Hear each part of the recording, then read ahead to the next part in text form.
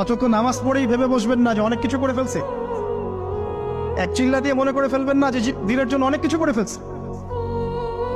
একটা হজ করেছেন, ওমরা করেছেন, সিয়াম রেখেছেন, দিনের জন্য দান সৎকার করেছেন, একটা মাদ্রাসা মসজিদ করেছেন, ভেবে বসবেন না আপনি সব অনেক কিছু করে ফেলেছেন এবং অন্যরা সব কক্রোচ তেলা পোকা, ওরা জাহান্নামে যাবে এমনটা মনে করবেন। জানি না আমরা যে কার আমলের কতটুকু আল্লাহর কাছে কবুল হচ্ছে। তো এখানে এই ব্যক্তির সমস্যা ছিল এই, সে নিজের আমলটাকে অনেক ভারী মনে করছিল এবং সে স্টেটমেন্ট দিয়ে ফেললো যে তোকে আল্লাহ পাক মাফ করবে না। এই একটা কথা মন থেকে বলার কারণে তার ইহকাল পরকাল দুটা বরবাদ হয়ে গেল, সে জাহান্নামে চলে গেল। ঠিক আরেক ব্যক্তির ঘটনা আছে এমন, এগুলো সবগুলো রেফারেন্স আছে।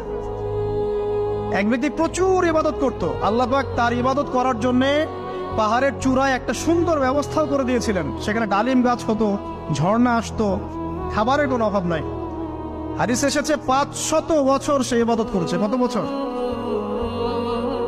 কিয়ামতের মাঠে এই ব্যক্তির অবস্থা এমন হবে, তাকে জান্নাতে প্রবেশ করানোর জন্য নিয়ে যেতে বলা হবে যাও আমার রহমতে জান্নাতে চলে যাও। আল্লাহ পাক তাকে এই কথাটা বলবেন, কিন্তু এই ব্যক্তি বলবে আমার আমলের কারণে